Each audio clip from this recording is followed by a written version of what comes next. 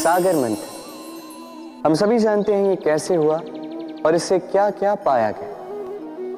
असंख्य रत्न पाए गए, विष पाया गया, अमृत पाया गया। अब इसी प्रकार हमारे भीतर भी एक विशाल सागर है जिसे हम कहते हैं मन। अब इसी मन का यदि मंथन करोगे तो इसी मन से विष भी निकलेगा, अमृत भी निकलेगा। स्मरण रखिए, आपकी ये जो जीवा है ये विष भी उगल सकती है, अमृत भी। कुछ बुरा कर सकती है, चाहे आपकी मंशा बुरी ना भी। इसलिए सदैव जब भी अपने मुख से आप शब्द निकालें, इस मन का मंथन करके निकालें। पादुकाएं, खड़ा हो, हमारे जीवन में कितने महत्वपूर्ण होते हैं। जब भी हम इन्हें पहनकर चलते हैं, ये हमारी रक्षा करते हैं कांटों से, छोटे कंकड़ों से, ये हमें सुरक्षित रखते हैं। किंतु यदि इसी को किसी और दृष्टिकोण से देखा जाए तो यही पादुकाएं हैं जो चलने के समय पीछे से हम पर कीचड़ उछालते हैं। ऐसे ही लोग भी हमारे जीवन में होते हैं जो चलते तो हमारे साथ, तो यही हम पर पीछे से कीचड़ उछालते हैं।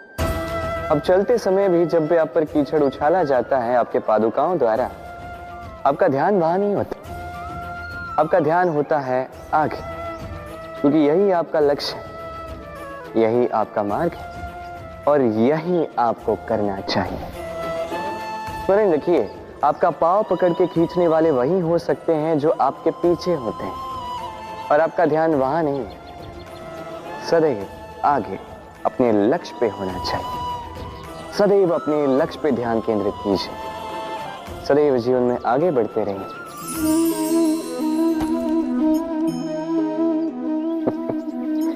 क्या आपने कभी किसी वृक्ष पर पत्थर फेंके हैं? आज नहीं तो बालपन में कहीं कभी ना कभी तो फेंके ही होंगे। आज भी बालक यही करते हैं। किंतु क्या कभी आपने सोचा है कि क्यों उन्हीं वृक्षों पर पत्थर फेंके जाते हैं जिन पर फल लगते हैं? कोई साधारण या फलहीन वृक्ष हो तो उस पर इतने पत्थर नहीं फेंके जाते। कारण सरल है, हमें खाने होते हैं फल। अब उन्हें प्राप्त करने के लिए हम पत्थरों को फेंक कर उन्हें प्राप्त करने का प्रयास करते हैं। अब दूसरी ओर वृक्ष जो है वो इन पत्थरों के रूप में विरोध को सहता रहता है, फिर भी वही बना रहता है जो सदैव से था, वही फल हमें देता रहता है जो सदैव से देता आया है, और इसीलिए वो हमारे लिए मूल्यवान होता है। स्मरण रखिएगा, ऐसे ही जीवन में आपके कई लोग आएंगे या कदाचित अभी होंगे भी जो आपका विरोध करते हैं, जो आपके जीवन में संकट लाते हैं, आप पर आरोप लगाते हैं, किंतु आपका ध्यान वहां पर नहीं होना चाहिए।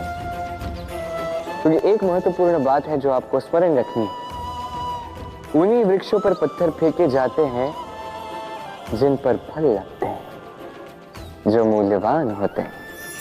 अब इसे देख रहे हैं? अब सोच रहे होंगे कि ये इतना कैसे उलझ गया। वो इसलिए क्योंकि मैं इस धागे को अच्छे से समेट कर नहीं रख पाया। फिर इसके दो छोर आपस में उलझे, उलझते गए, उलझते गए, उलझते गए, और फिर देखिए एक ऐसी गुत्थी बन चुकी है कि मैं समझ नहीं पा रहा हूं कि इसे सुलझाऊं कैसे। स्मरण रखिए, इस लंबे धागे को यदि अच्छे से समेट कर नहीं रखोगे तो वो उलझ जाएगा।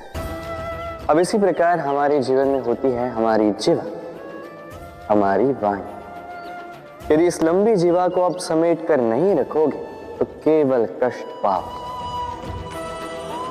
अपनी वाणी, इस पर नियंत्रण रखो,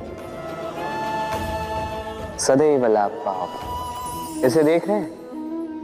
आप तो जानते ही होंगे ये क्या है। ये बड़ी ही विचित्र वस्तु है। ये है कोयला।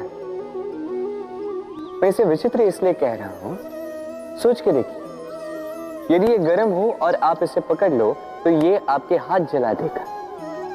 यदि ये ठंडा हो और आप इसे पकड़ लो तो ये आपके हाथ पर कालिख लगा देगा। अर्थात कोई भी परिस्थिति हो, ये किसी भी रूप में हो, चाहे गर्म हो चाहे ठंडा हो, ये किसी न किसी रूप में आपको हानि अवश्य पहुंचाएगा। इसी प्रकार होते हैं बुरे लोग, बुरी संगत, कोयले की भांति।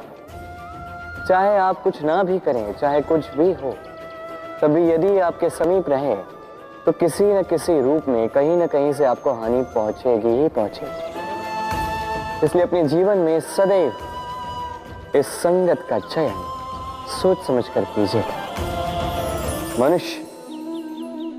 मनुष्य कितना शक्तिशाली होता है, उसमें कितना सामर्थ्य होता है, वो कितना प्रतिभाशाली होता है, ये कदाचित बताने की आवश्यकता ही नहीं है। आज के समय में सभी जानते हैं कि मनुष्य क्या कुछ नहीं कर सकता। मनुष्य चाहे तो सब कुछ कर सकता है। मनुष्य यदि चाहे तो मत्स्य की भांति जल में तैर सकता है।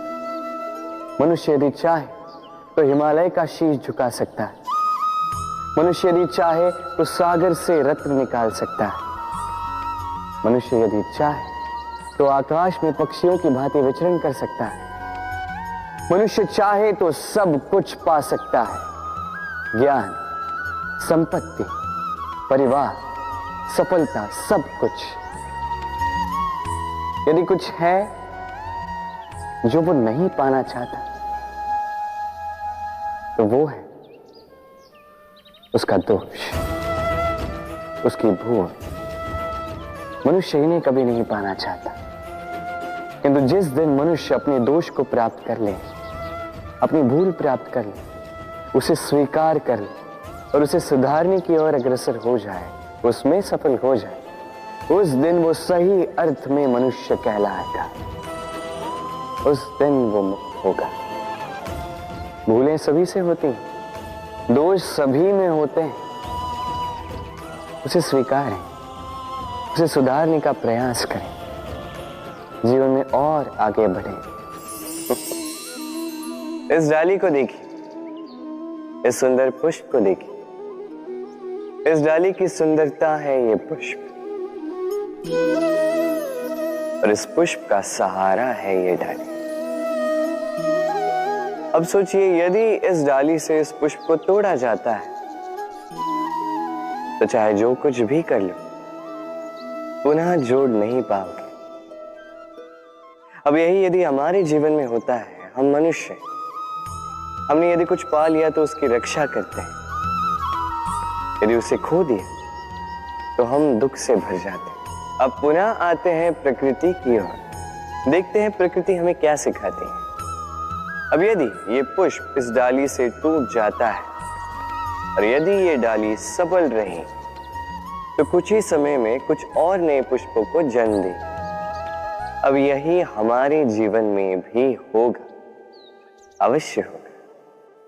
यही प्रकृति है, और इसलिए जीवन में जो आपने खो दिया उसकी चिंता ना करें, जो पीछे छूट गया उसकी चिंता ना करें।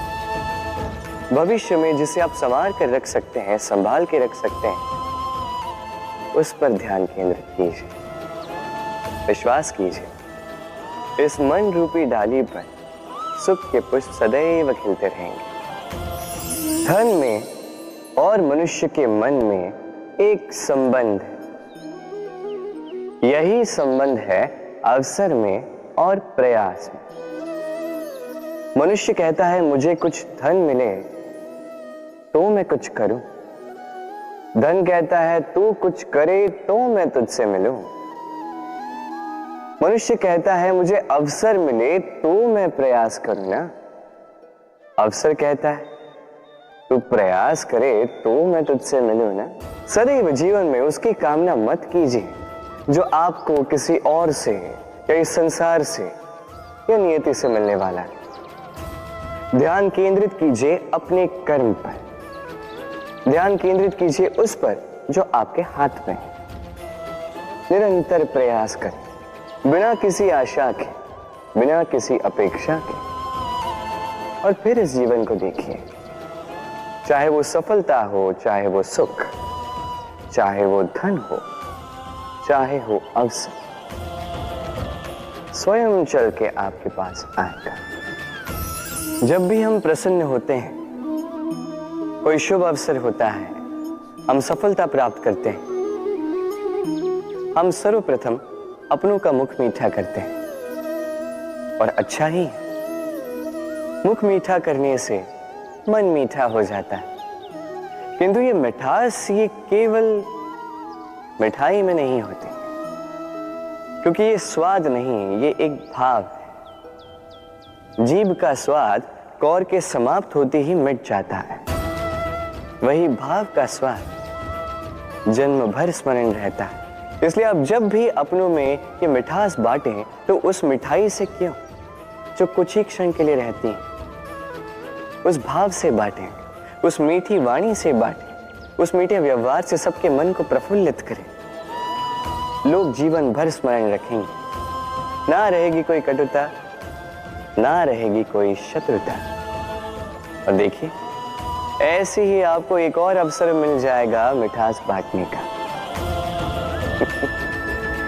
राधे राधे।